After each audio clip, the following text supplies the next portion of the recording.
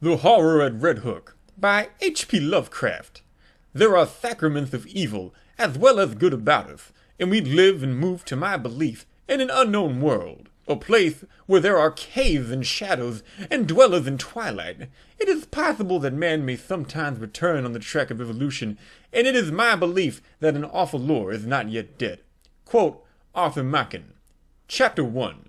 Not many weeks ago, on a street corner in the village of Pascagoula, Rhode Island, a tall, heavily built, and wholesome-looking pedestrian furnished much speculation by a singular lapse of behavior.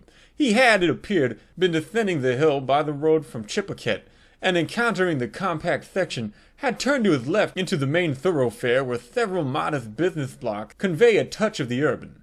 At this point, without visible provocation, he committed his astonishing lapse, staring queerly for a second at the tallest of the buildings before him, and then, with a series of terrified, hysterical shrieks, breaking into a frantic run which ended in a stumble and fall at the next crossing, picked up and dusted off by ready hands, he was found to be conscious, organically unhurt, and evidently cured of his sudden nervous attack.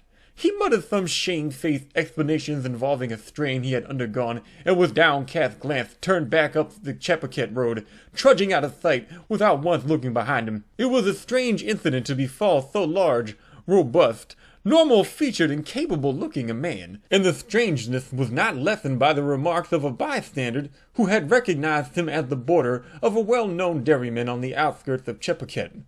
He was, it developed, a New York detective named Thomas F. Malone, now on a long leave of absence under medical treatment after some disproportionately arduous work on a gruesome local case which accident had made dramatic. There had been a collapse of several old brick buildings during a raid in which he had shared, and something about the wholesale loss of life, both of prisoners and of his companions, had peculiarly appalled him. As a result, he had acquired an acute and anomalous horror of any buildings, even remotely suggesting the ones which he had fallen in, so that in the end, mental specialists forbade him the sight of such things for an indefinite period. A police surgeon with relatives in Cheppaquet had put forward that quaint hamlet of wooden colonial houses as an ideal spot for the psychological convalescence, and thither the sufferer had gone promising never to venture among the brick-lined streets of larger villages till duly advised by the wound-socket specialist with whom he was put in touch.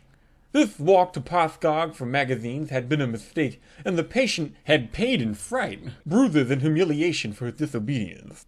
So much the gossips of Cheppaquet and Pascagoula knew, and so much, also, the most learned specialists believed. But Malone had at first told the specialists much more, ceasing only when he saw that utter incredulity was his portion. Thereafter he held his peace, protesting not at all when it was generally agreed that the collapse of certain squalid brick houses in the Redhook section of Brooklyn, and the consequent deaths of many brave officers, had unseated his nervous equilibrium. He had worked too hard, all said, in trying to clean up those nests of disorder and violence. Certain features were shocking enough in all conscience, and the unexpected tragedy was the last straw. This was a simple explanation which everyone could understand, and because Malone was not a simple person, he perceived that he had better let it suffice. To hint to unimaginative people of a horror beyond all human conception, a horror of houses and blocks, and cities leprous and cancerous with evil dragged from elder worlds, would be merely to invite a padded cell instead of restful rustication. And Malone was a man of sense despite his mysticism. He had the Celt's far vision of weird and hidden things, but the logician's quick eye for the outwardly unconvincing, an amalgam which had led him far afield in the 42 years of his life, and set him in strange places for a Dublin University man born in a Georgian villa near Phoenix Park. And now as he reviewed the things he had seen and felt and apprehended, Malone was content to keep unshared the secrets of what could reduce a dauntless fighter to a quivering neurotic. What could make old brick slums and seas of dark, subtle faces a thing of nightmare and eldritch portent. It would not be the first time his sensations had been forced to bide uninterpreted, for was not his very act of plunging into the polyglot abyss of New York's underworld a freak beyond sensible explanation? What could he tell the prosaic of the antique witcheries and grotesque marvels discernible to sensitive eyes amidst the poison cauldron, where all the varied dregs of unwholesome ages mix their venom and perpetuate their obscene terrors? He had seen the hellish green flame of the secret wonder in this blatant, evasive welter of outward greed and inward blasphemy, and had smiled gently when all the New Yorkers he knew scoffed at his experiment in police work. They had been very witty and cynical, deriding his fantastic pursuit of unknowable mysteries, and assuring him that in these days New York held nothing but cheapness and vulgarity. One of them had wagered him a heavy sum that he could not, despite many poignant things to his credit in the Dublin Review, even write a truly interesting story of New York lowlife. And now, looking back, he perceived that cosmic irony had justified the prophet's words while secretly confuting their flippant meaning. The horror, as glimpsed at least, could not make a story, for like the book cited by Poe's German authority, Es schlag schickt nin lesan. It does not permit itself to be read. Chapter 2. To Malone, the sense of latent mystery in existence was always present. In youth, he had felt the hidden beauty and ecstasy of things, and had been a poet. But poverty and sorrow and exile had turned his gaze into darker directions, and he had thrilled at the imputations of evil in the world around. Daily life, for him, had come to be a phantasmagoria of macabre shadow studies, now glittering and leering with concealed rottenness, as in Beardsley Best manner, now hinting terrors behind the commonest shapes and objects, as in the subtler and less obvious works of Gustave Doré. He would often regard it as merciful that most persons of high intelligence jeer at the inmost mysteries, for, he argued, if superior minds were ever placed in the fullest contact with the secrets preserved by ancient and lowly cults, the resultant abnormalities would soon not only wreck the world, but threaten the very integrity of the universe. All this reflection was no doubt morbid, but keen logic, and a deep sense of humor ably offset it. Malone was satisfied to let his notions remain as half-spied and forbidden visions to be lightly played with, and hysteria came only when duty flung him into a hell of revelation too sudden and insidious to escape. He had for some time been detailed to Butler Street station in Brooklyn when the Redhook matter came to his notice. Redhook is a maze of hybrid squalor, near the ancient waterfront opposite Governor's Island, with dirty highways climbing the hill from the wharves to that higher ground where the decayed lengths of Clinton and Court Streets lead off towards the Borough Hall. Its houses are mostly of brick, dating from the first quarter to the middle of the 19th century, and some of the obscurer alleys and byways have that alluring antique flavor which conventional reading leads us to call Dickensian. The population is a hopeless tangle and enigma, Syrian, Spanish, Italian, and Negro elements impinging upon one another, and fragments of Scandinavian and American belts lying not far distant. It is a babel of sound and filth, and sends out strange cries to answer the lapping of oily waves at its grimy piers and the monstrous organ litanies of the harbor whistle. Here, long ago, a brighter picture dwelt, with clear-eyed mariners on the lowest streets and the home of taste and substance where the large houses line the hill. One can trace the relics of this former happiness in the trim shapes of the buildings, the occasional graceful churches, and the evidence of original art and background in bits of detail here and there. A worn flight of steps, a battered doorway, a wormy pair of decorative columns or pilasters, or a fragment of once green space with bent and rusted iron railing. The houses are generally in solid blocks, and now and then a many-withered cupola arises to tell of days when the households of captains and ship owners watched the sea. From this tangle of material and spiritual putrescence, the blasphemies of 100 dialects assail the sky. Hordes of prowlers reel shouting and singing along the lanes and thoroughfares. Occasional furtive hands suddenly extinguish lights and pull down curtains, and swarthy, thin-pitted faces disappear from windows when visitors pick their way through. Policemen despair of order or reform, and seek rather to erect barriers protecting the outside world from this contagion. The clang of the patrol is answered by a kind of spectral silence, and such prisoners as are taken are never communicative. Visible offenses are as varied as the local dialects, and run the gamut from the smuggling of rum and prohibited aliens through diverse stages of lawlessness and obscure vice to murder and mutilation in their most abhorrent guises. That these visibles of fare are not more frequent is not to the neighborhood's credit, unless the power of concealment be an art demanding credit. More people enter Redhook than leave it, or at least, then leave it by the landward side, and those who are not loquacious are the likeliest to leave.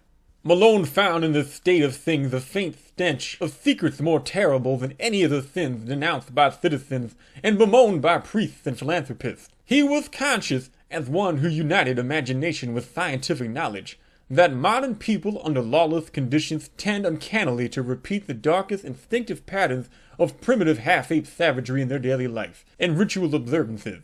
And he had often viewed with an anthropologist's shudder the chanting, cursing procession of blear-eyed and pock-marked young men which wound their way along in the dark small hours of morning. One saw groups of these youths incessantly, sometimes in leering vigils on the street corners, sometimes in doorways, playing eerily on cheap instruments of music, sometimes in stupefied dozes or indecent dialogues around cafeteria tables near Borough Hall, and sometimes in whispering converse around dingy taxicabs drawn up at the high stoops of crumbling and closely shuttered old houses.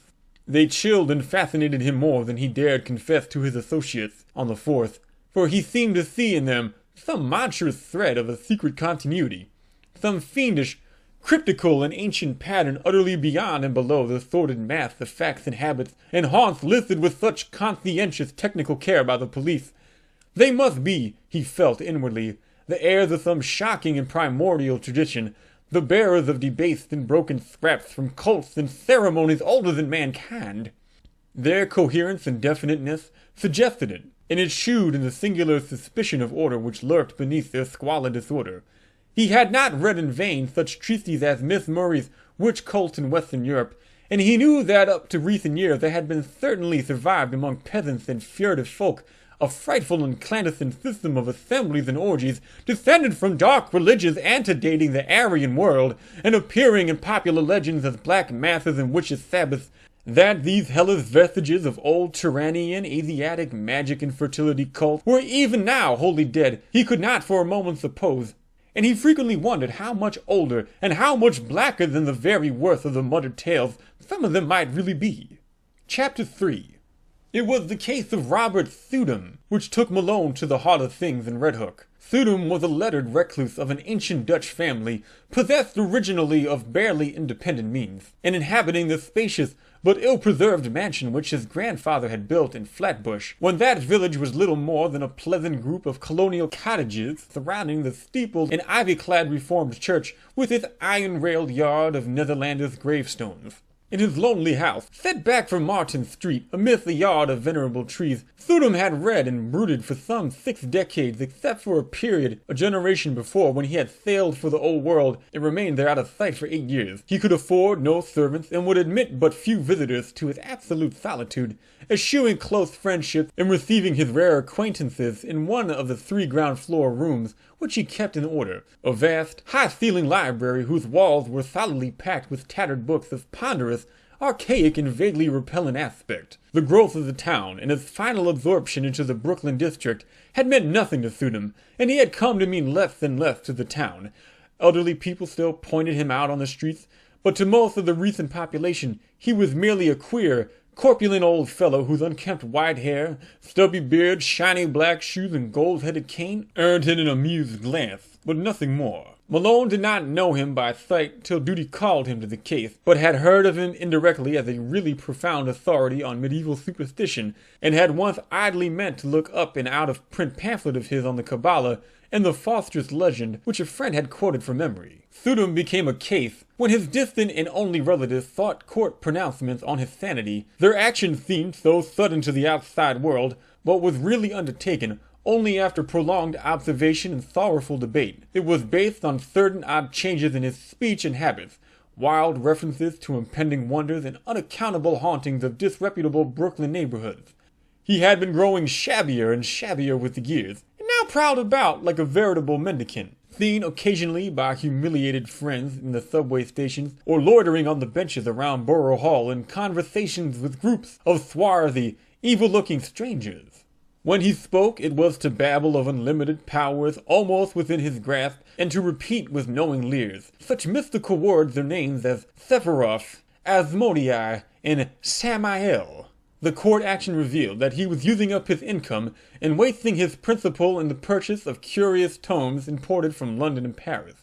and in the maintenance of a squalid basement flat in the Redhook district where he spent nearly every night receiving odd delegations of mixed rowdies and foreigners, and apparently conducting some kind of ceremonial service behind the green blinds of secretive windows. Detectives assigned to follow him reported strange cries and chants and prancing of feet filtering out from these nocturnal rites, and shuddered at their peculiar ecstasy and abandon despite the commonness of weird orgies in that sodden section. When, however, the matter came to a hearing, Thuda managed to preserve his liberty. Before the judge his manner grew urbane and reasonable, and he freely admitted to the queerness of demeanor and extravagant cast of language into which he had fallen through excessive devotion to study and research.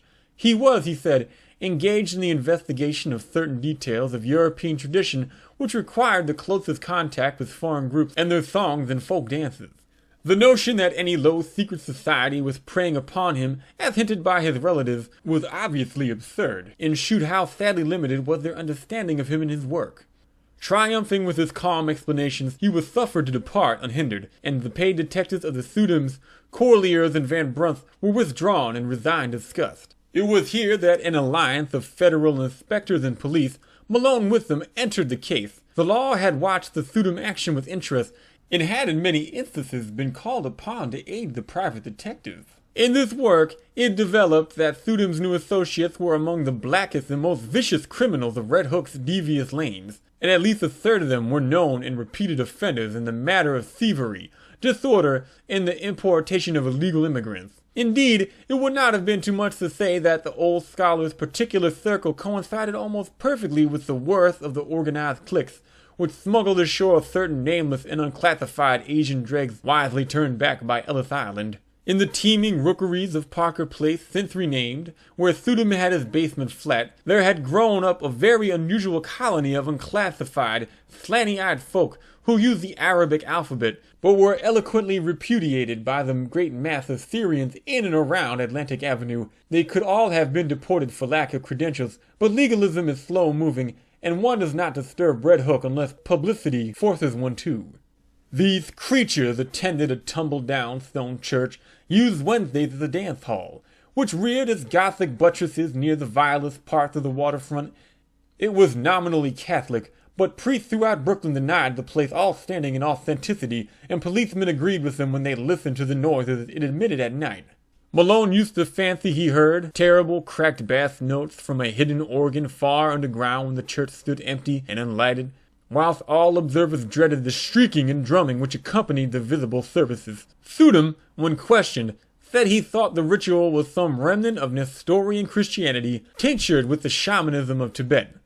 Most of the people, he conjectured, were of Mongoloid stock, originating somewhere in or near Kurdistan, and Malone could not help recalling that Kurdistan is the land of the Yazidis, last survivors of the Persian devil worshippers. However this may have been, the stir of the Sudum investigation made it certain that these unauthorized newcomers were flooding Redhook in increasing numbers, entering through some marine conspiracy unreached by revenue officers and harbor police, overrunning Parker Place and rapidly spreading up the hill, and welcomed with curious fraternalism by the other assorted denizens of the region. Their squat figures and characteristic squinting physiognomies, grotesquely combined with flashy American clothing, appeared more and more numerously among the loafers and nomad gangsters of the Borough Hall section, till at length it was deemed necessary to compute their numbers, ascertain their sources and occupations, and find, if possible, a way to round them up and deliver them to the proper immigration authorities.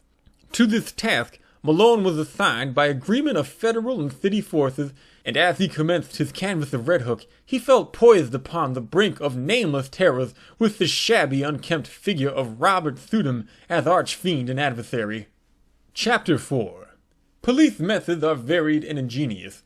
Malone, through unostentatious rambles, carefully casual conversations, well-timed offers of hip pocket liquor, and judicious dialogue with frightened prisoners, learned many isolated facts about the movement whose aspect had become so menacing. The newcomers were indeed Kurds, but of a dialect obscure and puzzling to exact philology. Such of them as worked lived mostly as dockhands and unlicensed peddlers, though frequently serving in Greek restaurants and tending corner newsstands. Most of them, however, had no visible means of support and were obviously connected with the underworld pursuits of which smuggling and bootlegging were the least indescribable. They had come in steamships, apparently tramp freighters, and had been unloaded by stealth on moonless nights in rowboats which stole under a certain wharf and followed a hidden canal to a secret subterranean pool beneath a house. This wharf, canal, and house Malone could not locate, for the memories of his informants were exceedingly confused, while their speech was, to a great extent, beyond even the ablest interpreters, nor could he gain any real data on the reason for their systematic importation. They were reticent about the exact spot from which they had come, and were never sufficiently off guard to reveal the agencies which had sought them out and directed their course. Indeed, they developed something like acute fright when asked the reasons for their presence. Gangsters of other breeds were equally taciturn, and the most that could be gathered was that some god or great priesthood had promised them unheard powers and supernatural glories and rulerships in a strange land. The attendance of both newcomers and old gangsters at Thudom's closely guarded nocturnal meetings was very regular, and the police soon learned that the erstwhile recluse had leased additional flats to accommodate such guests as knew his password, at last occupying 3 entire houses and permanently harboring many of his queer companions. He spent but little time now at his Flatbush home, apparently going and coming only to obtain and return books. And his face and manner had attained an appalling pitch of wildness. Malone twice interviewed him, but was each time brusquely repulsed. He knew nothing, he said, of any mysterious plots or movements, and had no idea how the Kurds could have entered or what they wanted. His business was to study undisturbed the folklore of all the immigrants of the district, a business with which policemen had no legitimate concern. Malone mentioned his admiration for Thudom's old brochure on the Kabbalah and other myths, but the old man's softening was only momentary. He sensed an intrusion and rebuffed his visitor in no uncertain way, till Malone withdrew disgusted and turned to other channels of information. What Malone would have unearthed, could he have worked continuously on the case, we shall never know. As it was, a stupid conflict between city and federal authorities suspended the investigations for several months, during which the detective was busy with other assignments. But at no time did he lose interest, or fail to stand amazed at what began to happen to Robert Thudum. Just at the time when a wave of kidnappings and disappearances spread its excitement over New York, the unkempt scholar embarked upon a metamorphosis as startling as it was absurd.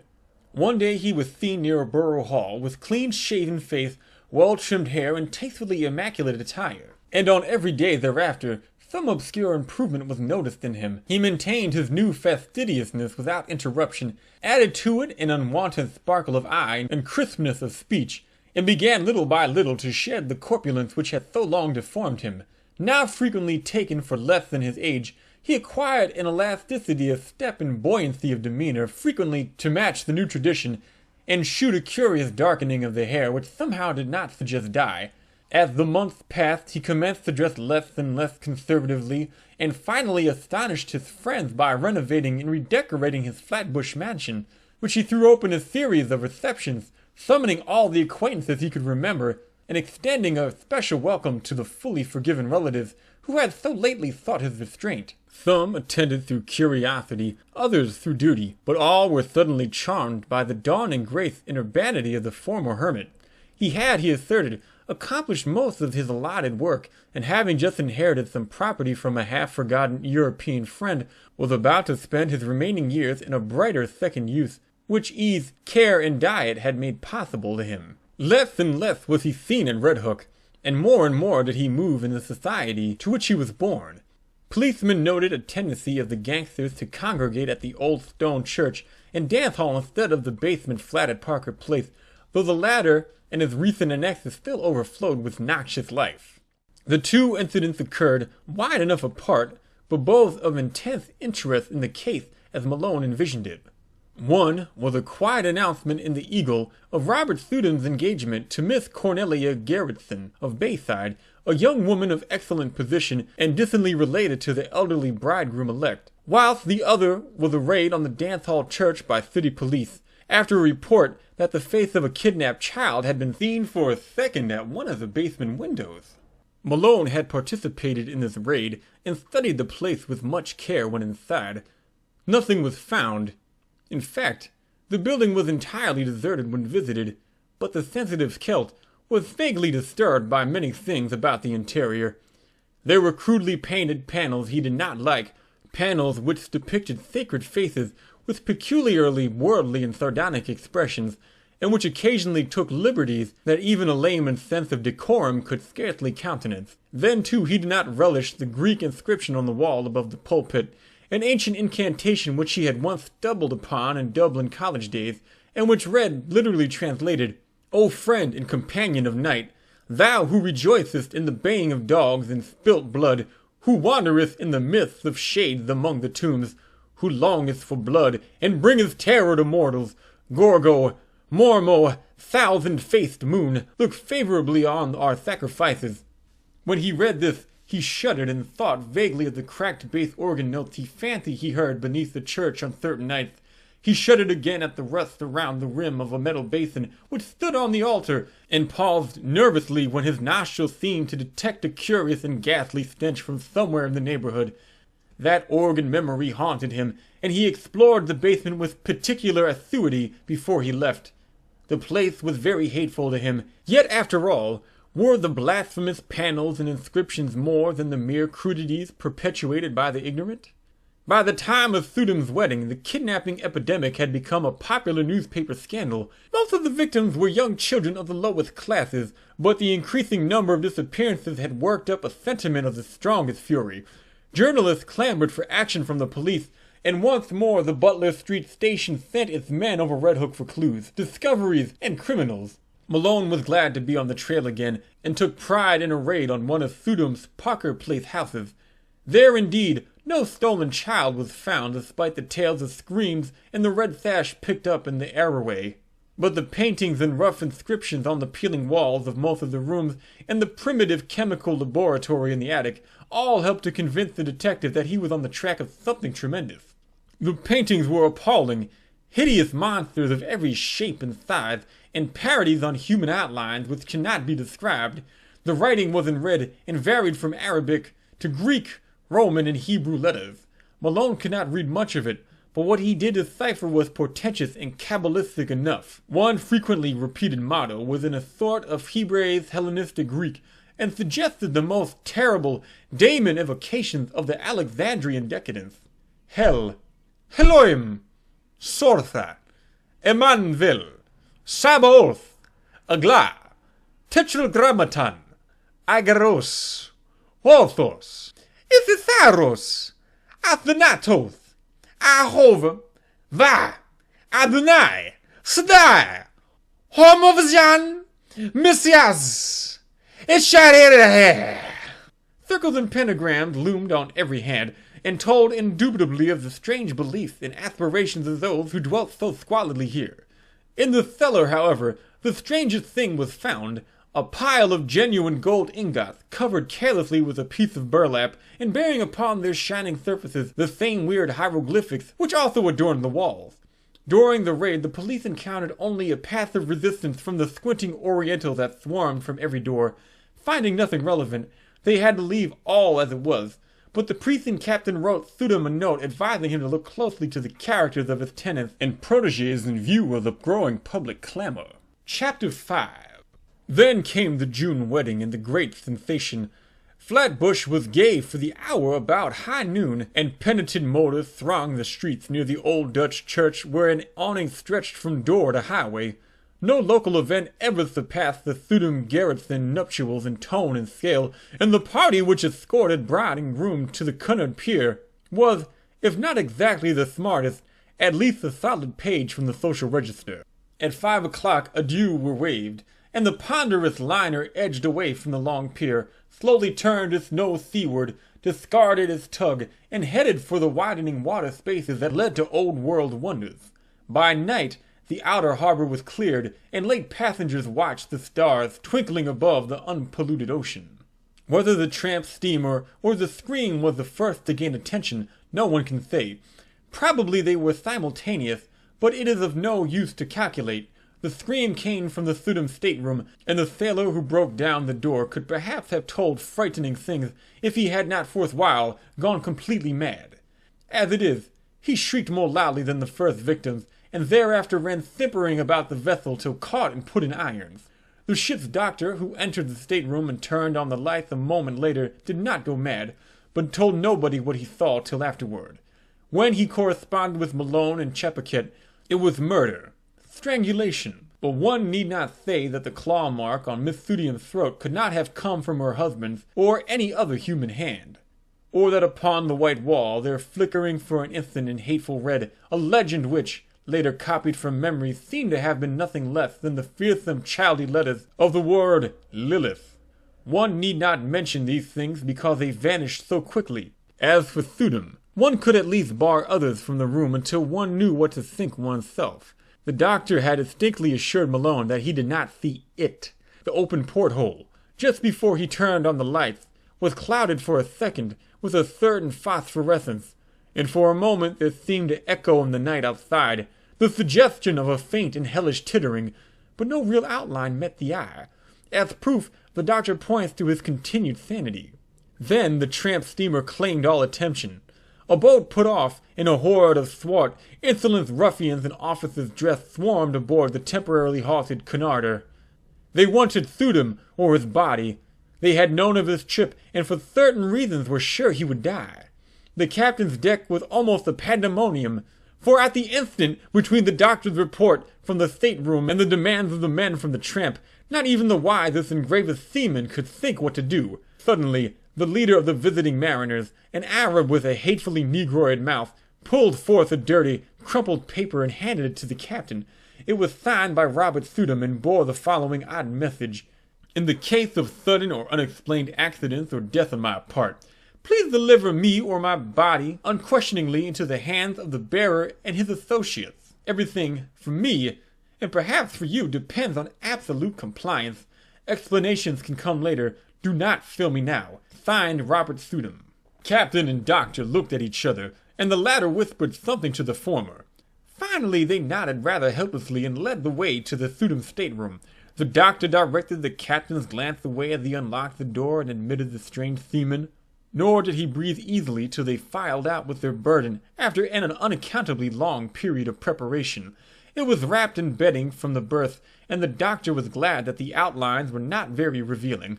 Somehow the men got the thing over the side and away to their tramp steamer without uncovering it. The Cunarder started again, and the doctor and a ship's undertaker sought out the Thudium stateroom to perform what last services they could. Once again the physician was forced to reticence, and even to mendacity, for a hellish thing had happened. When the undertaker asked him why he had drained all of Mrs. Thudium's blood, he neglected to confirm that he had not done so, nor did he point to the vacant bottle spaces on the rack, or to the odor in the sink which shewed the hasty disposition of the bottle's original contents. The pockets of those men, if men they were, had bulged damnably as they left the ship. 2 hours later, and the world knew by radio all that it ought to know of the horrible affair. Chapter 6. That same June evening, without having heard a word from the sea, Malone was desperately busy among the alleys of Redhook. A sudden stir seemed to permeate the place, and as if apprised by grapevine telegraphs of something singular, the denizens clustered expectantly around the dance-hall church and the house in Parker Place. 3 children had just disappeared, blue-eyed Norwegians, from the streets towards Gowanus, and there were rumors of a mob forming among the 30 Vikings of that section.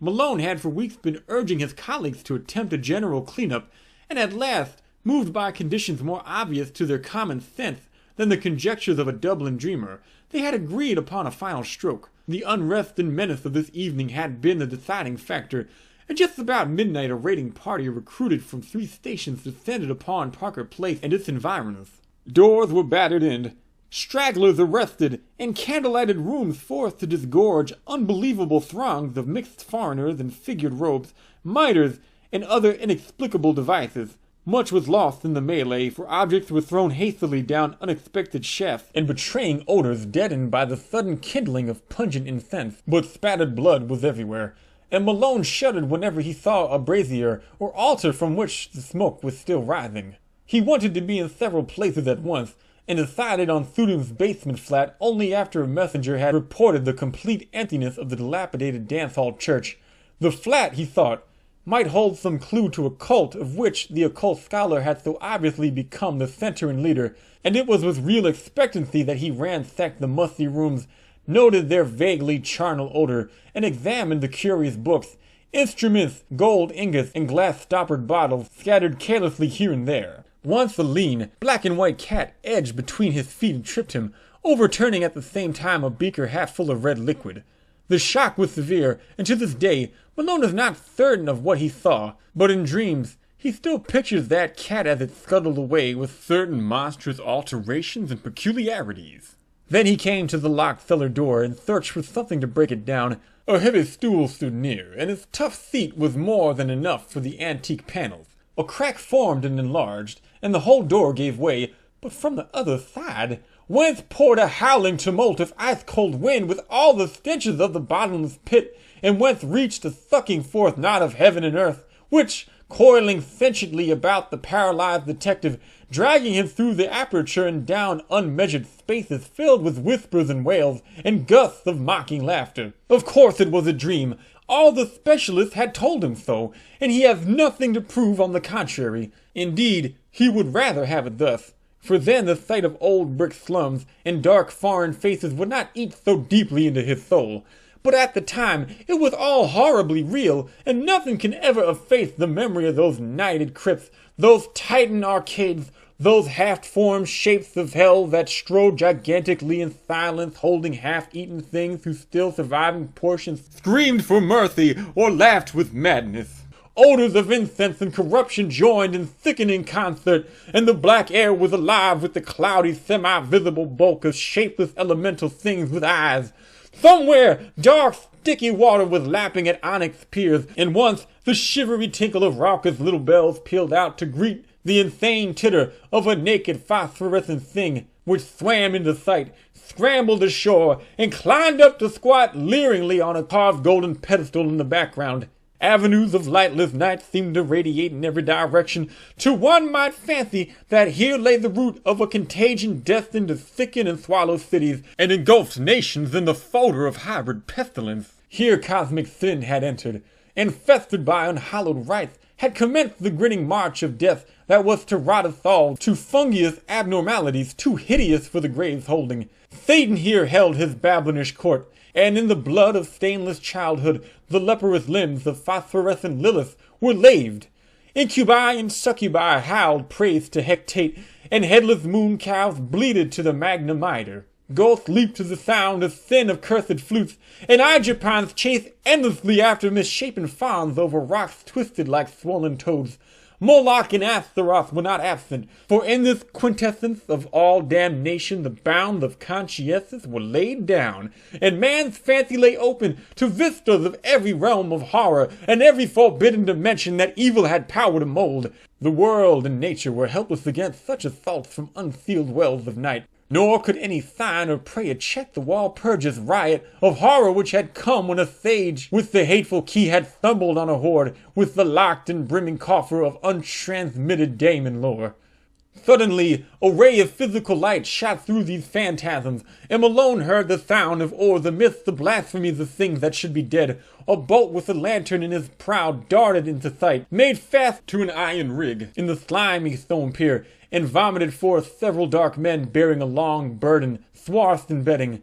They took it to the naked phosphorescent thing on the carved golden pedestal, and the thing tittered and pawed at the bedding.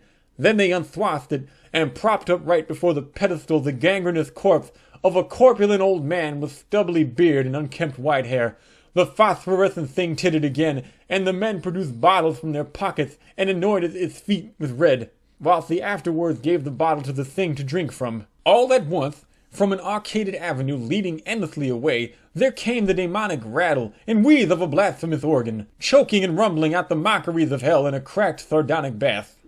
In an instant, every moving entity was electrified, and forming at once into a ceremonial procession, the nightmare horde slithered away in quest of the sound. Goat, satyr, and Aegipine, incubus, succubi and lemur, twisted toad and shapeless elemental, dog-faced howler and silent strutter in darkness, all led by the abominable naked phosphorescent thing that had squatted on the carved golden throne, and that now strode infinitely bearing in its arm the glassy-eyed corpse of the corpulent old man. The strange dark men danced in the rear, and the whole column skipped and leaped with Dionysiac fury.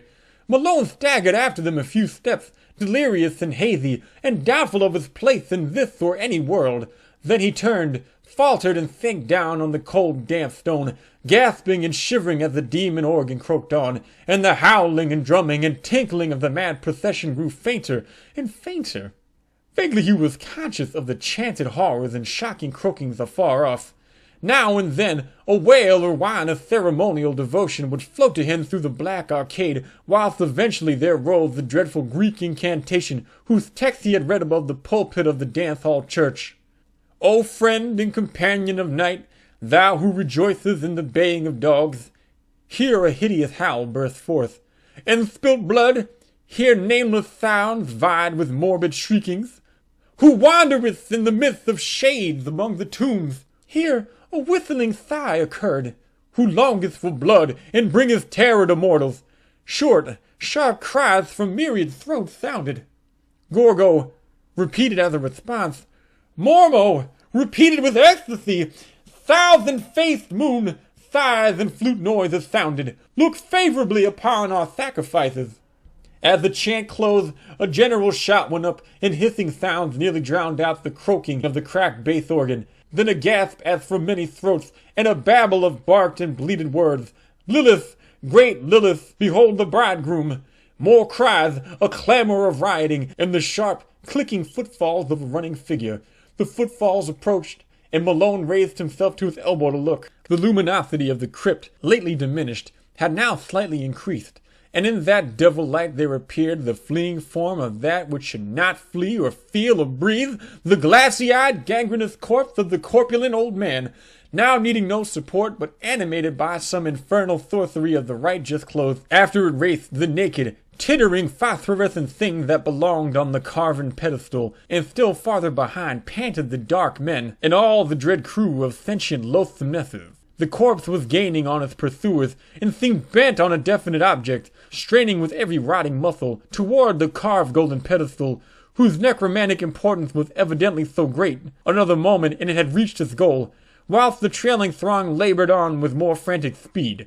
But they were too late, for in one final spurt of strength, which ripped tendon from tendon and sent his noisome bulk floundering to the floor in a state of jellious dissolution, the staring corpse which had been Robert Sudom achieved its object in its triumph. The push had been tremendous, but the force had held out, and the pusher collapsed to a muddy blotch of corruption. The pedestal he had pushed tottered, tipping and finally careened from its onyx base into the thick waters below, sending up a parting gleam of carven gold as it sank heavily to undreamable gulfs of lower Tartarus.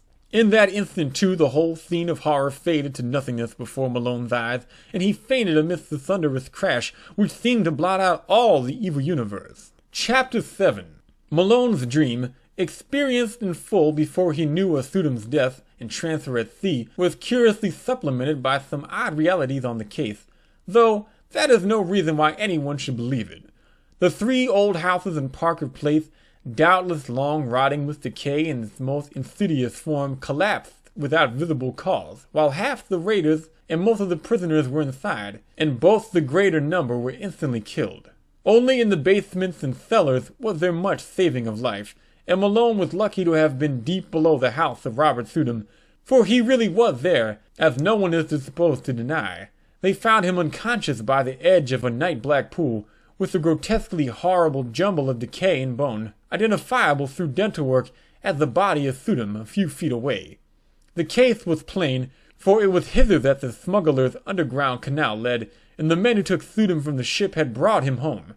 They themselves were never found, or at least never identified, and the ship's doctor is not yet satisfied with the simple certitudes of the police. Sudom was evidently a leader in an extensive man-smuggling operation, for the canal to his house was but one of several subterranean channels and tunnels in the neighborhood.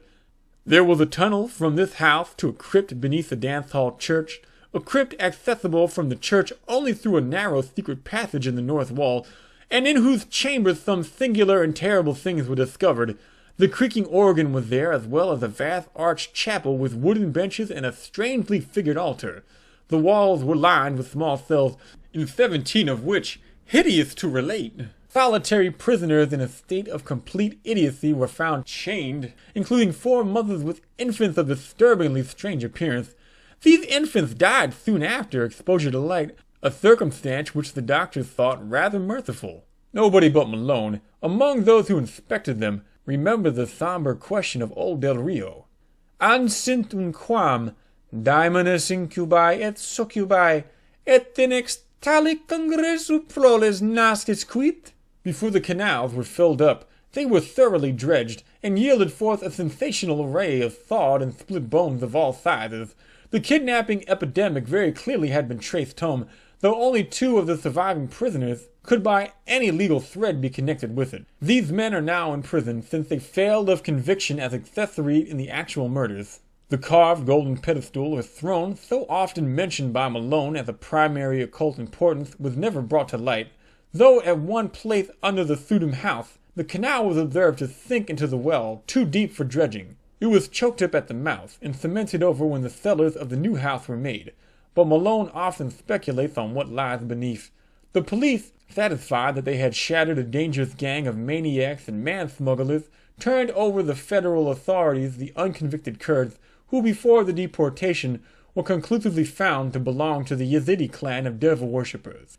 The tramp ship and its crew remain an elusive mystery, though cynical detectives are once more ready to combat its smuggling and rum-rumming ventures.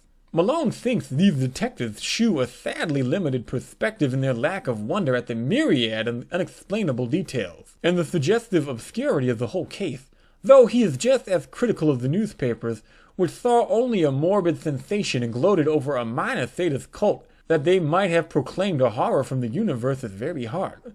But he is content to rest silent in Chappaquet, calming his nervous system and praying that time may gradually transfer his terrible experience from the realm of present reality to that of picturesque and semi-mythic remoteness. Robert Thudum sleeps beside his bride in Greenwood Cemetery. No funeral was held over the strangely released bones, and relatives are grateful for the swift oblivion which overtook the case as a whole. The scholar's connection with the Redhook horrors, indeed, was never emblazoned by legal proof, since his death forestalled the inquiry he would otherwise have faced. His own end is not much mentioned, and the Thudians hope that posterity may recall him only as a gentle recluse who dabbed in harmless magic and folklore. As for Redhook, it is always the same. Thudum came and went, a terror gathered and faded, but the evil spirit of darkness and squalor broods on among the mongrels in the old brick houses, and prowling bands still parade on unknown errands past windows where lights and twisted faces of darkness are rooted in blasphemies, where lights and twisted faces unaccountably appear and disappear. Age-old horror is a hydra with 1,000 heads, and cults of darkness are rooted in blasphemies deeper than the well of Democritus. The soul of the beast is omnipresent and triumphant, and Redhook's legions of blear-eyed, pock-marked youths still chant and curse and howl as they file from abyss to abyss, none known whence or whither, pushed on by blind laws of biology which they may never understand. As of old, more people enter Redhook than leave it on the landward side, and there are already rumors of new canals running underground to certain centers of traffic and liquor and less mentionable things. The dance hall church is now mostly a dance hall, and queer faces have appeared at night at windows. Lately a policeman expressed the belief that the filled-up crypt has been dug out again, and for no simply explainable purpose. Who are we to combat poisons older than history and mankind? Apes danced in Asia to those horrors, and the cancer lurks secure and spreading where furtiveness hides in rows of decaying brick. Malone does not shudder without cause, for only the other day an officer overheard a swarthy, squinting hag teaching a small child some whispered patois in the shadow of an hour away. He listened and thought it very strange when he heard her repeat it over and over again. She said, "O friend and companion of night, thou who rejoicest in the baying of dogs and spilled blood, who wanderest in the midst of shades among the tombs, who longest for blood and bringest terror to mortals, Gorgo, Mormo, thousand-faced moon, look favorably on our sacrifices."